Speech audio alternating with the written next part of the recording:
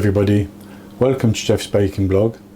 Today I'm going to be making brioche, and actually it's today and tomorrow because it has to rest overnight.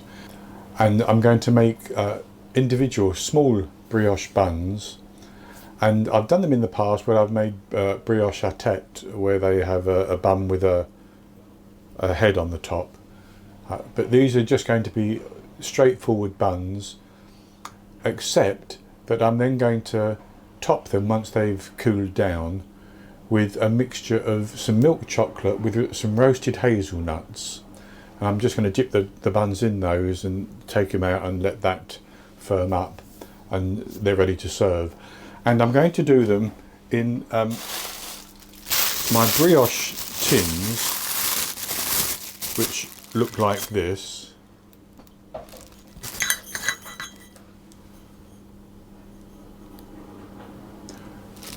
So I'll do some in there, and I'm also going to do some in a pan which is similar to a muffin pan, except that it has straight edges rather than sloped edges.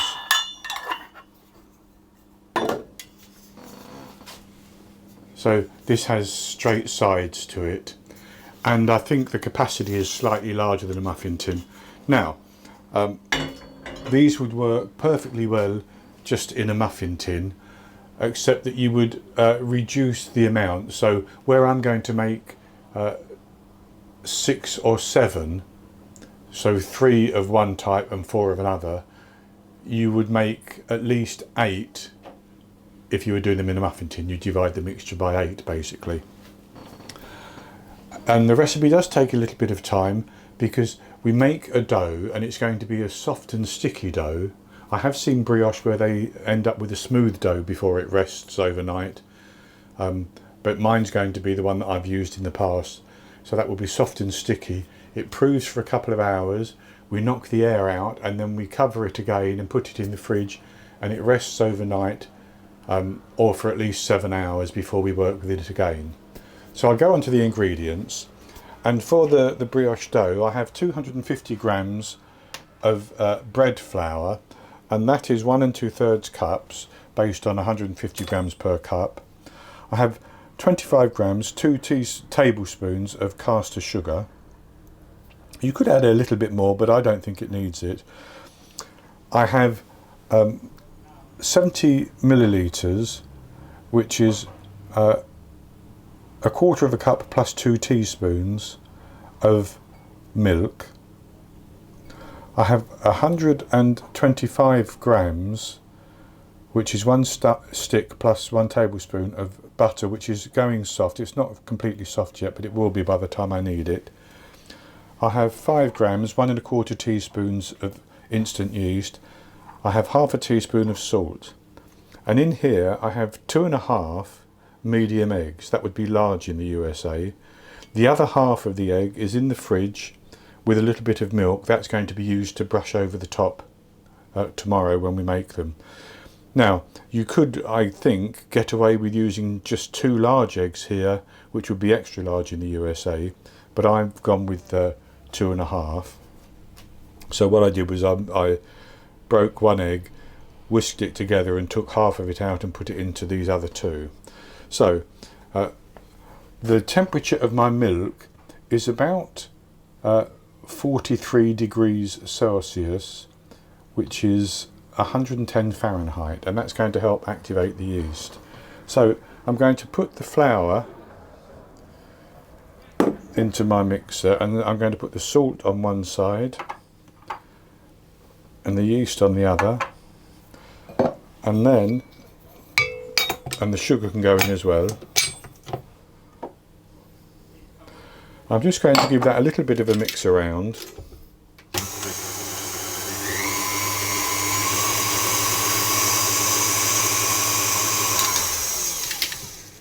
And then I'm going to add the eggs.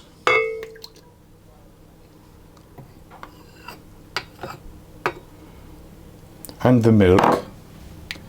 And I'm going to mix them on a slow speed for 2 minutes.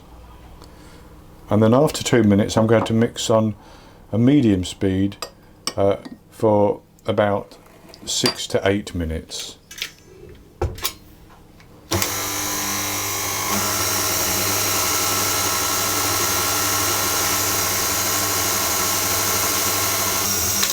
Now, as you can see, that's beginning to come together, and I have used a spatula just to pull some of the flour into the middle. So I'm going to increase the speed to medium, and I'm going to mix it for 6 to 8 minutes until I get a nice sort of elastic type of dough.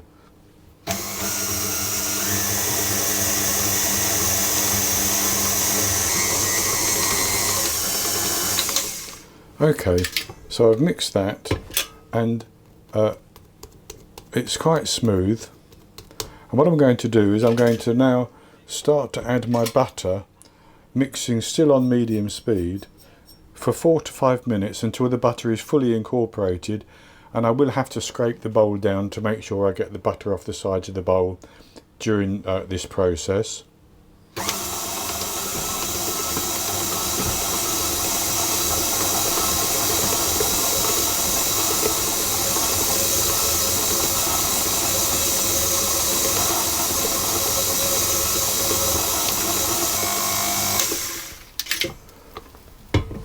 So that's actually mixed quite well. I've got all that butter incorporated into the dough there. And what I'm going to do is I'm going to scrape this into a bowl so that we can leave it, cover it and leave it to prove for 2 hours.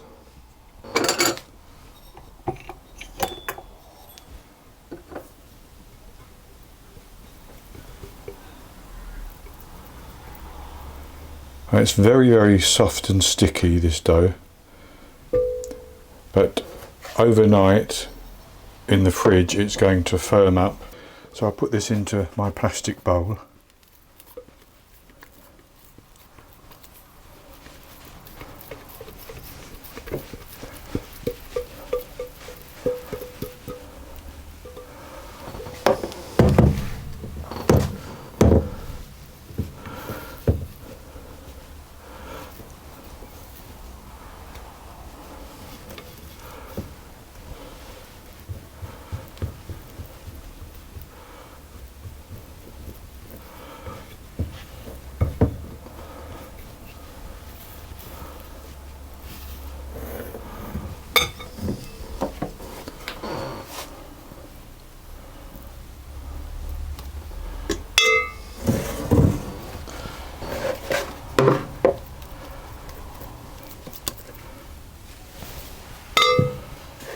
So that's the dough in the bowl, and I'm simply going to cover that and leave it in a warm place for 2 hours. And then I'll come back and show you what it looks like, and then we need to chill it overnight. So before I go, I just want to mention the ingredients for the topping, which for me is going to be 250 grams, which is, I think, about 9 ounces of milk chocolate. You could use dark chocolate, semi-sweet chocolate, whatever you wanted, but I'm going to use milk. Then I'm going to use about 60 to 70 grams of roasted hazelnuts chopped into pieces, and I can buy them like that, so that's what I've done. And 40 millilitres, 2 tablespoons plus 2 teaspoons of a vegetable oil, and that's going to be for the topping, but we won't need that until tomorrow. So I'll come back in a couple of hours and show you what the dough looks like after it's risen for that time, and then we'll put it in the fridge overnight. So it's been 2 hours and our dough has doubled in size, so I'll show it to you. I'm actually going to knock the air out of that, because it's sticky. I'm just going to put a little bit of flour onto my hands, just to knock the air out like that.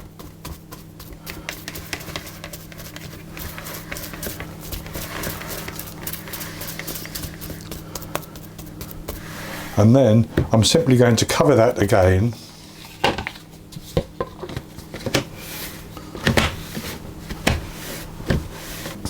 and I'm going to put that in the fridge and leave it there until tomorrow. And in the morning I'll come back, take the dough out, and we will shape it, prove it again and bake it, and then dip it in our chocolate topping. So I'll see you in the morning.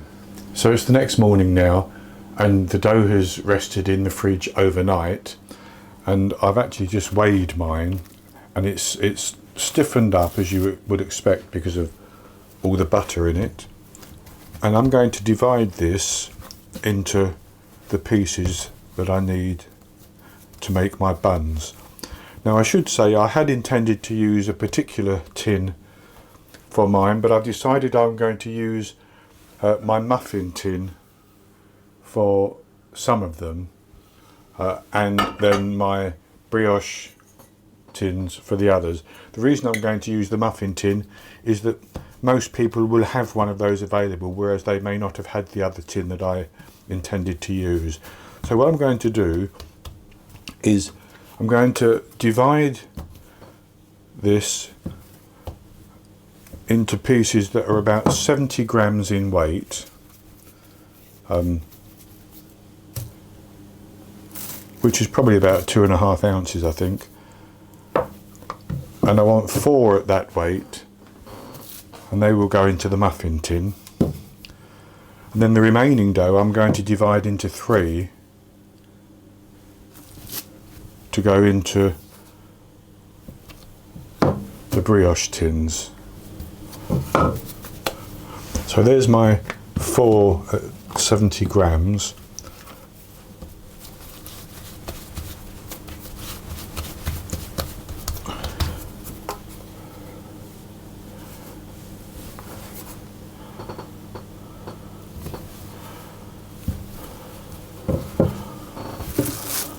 And the other 3 are about 89 grams. So all I'm going to do is flatten the dough out and just pull it up into a ball, like that. And I'm going to rub it round to make the ball, like that. And I'm going to put that into my muffin tin,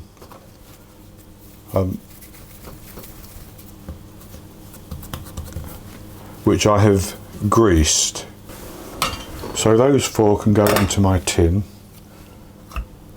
and you put them in as straight as you can.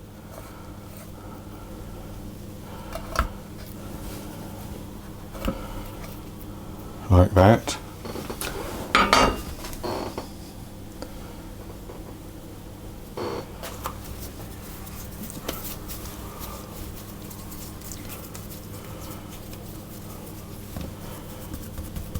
And then the other 3 will go into my brioche tins.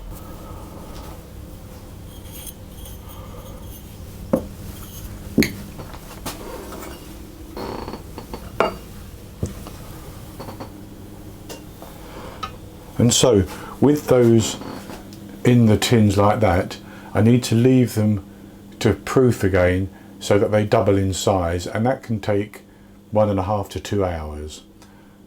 As that time comes to an end, I'm going to preheat my oven to 190 Celsius, that's 170 Celsius with a fan, 375 Fahrenheit, so that they'll be ready to bake. But I'll come back and show you them because we need to put an egg wash on them before they go into the oven. So I'll come back when they've doubled in size. It's been 1 hour and 45 minutes, and I think that my dough has more than doubled in size. So I've got my oven preheating at the moment to 190 Celsius, that's 170 Celsius with a fan, 350 Fahrenheit, and it's time to brush the tops of the brioche dough buns with a little bit of egg and milk wash.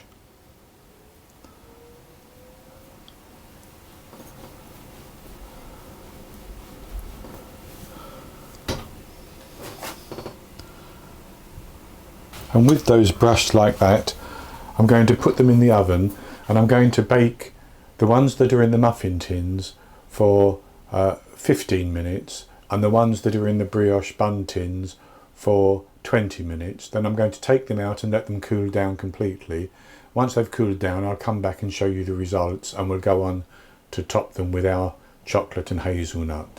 The brioche buns baked, and I baked the muffin tin ones for 15 minutes and the brioche bun tin ones for 20 minutes, and this is what they look like. So they've baked quite nicely and they've cooled down. So in here I have my chocolate, which I have actually melted over a bain-marie. You can do it in a microwave, and I'm going to add into that my 40 millilitres of vegetable oil, and I'm going to stir that around to get it mixed together.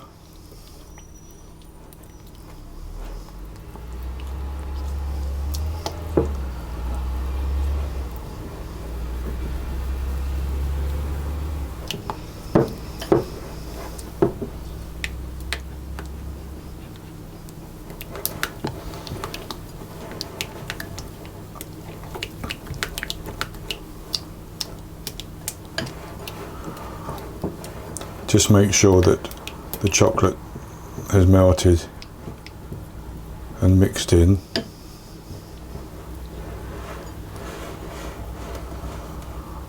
And then into that I'm going to add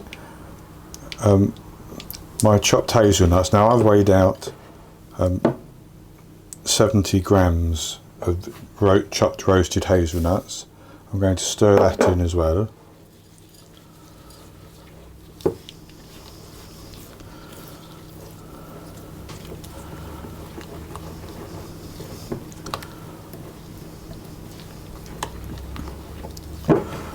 Just like that. And then what I'm going to do is I'm going to take the buns and I'm going to turn them upside down like that, and then I'm going to lift it out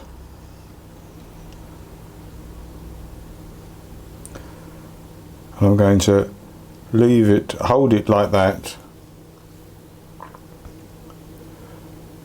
just for about 30 seconds to a minute, so that any excess drips off. And then I'm going to turn it upside down, the other way up, and I'm going to place it on a baking tray just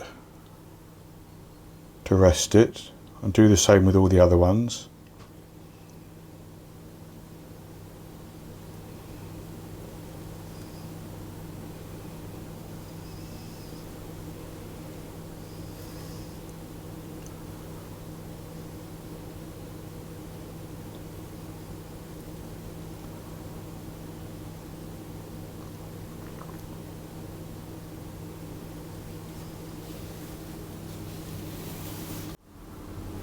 So there are the buns dipped, having been dipped in the chocolate and roasted hazelnuts. I think if you let them set up for a while, you could potentially dip them again, but I don't think I need to do that for mine. I'll be back when these have set up a little bit and we'll have a taste of them. Well, I actually decided I would dip my brioche buns again, so I did that, and I've let them set up, and this is what they look like now. And so I'll just have a taste of one. I'll try to break it open so you can see inside. So that's the inside of the bun. It's nice and soft.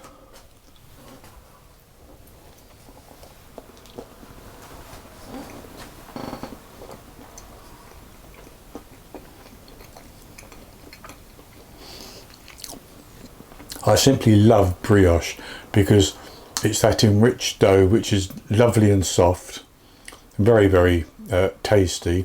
And then with this added chocolate and nuts, and then the texture of the nuts as well is very good.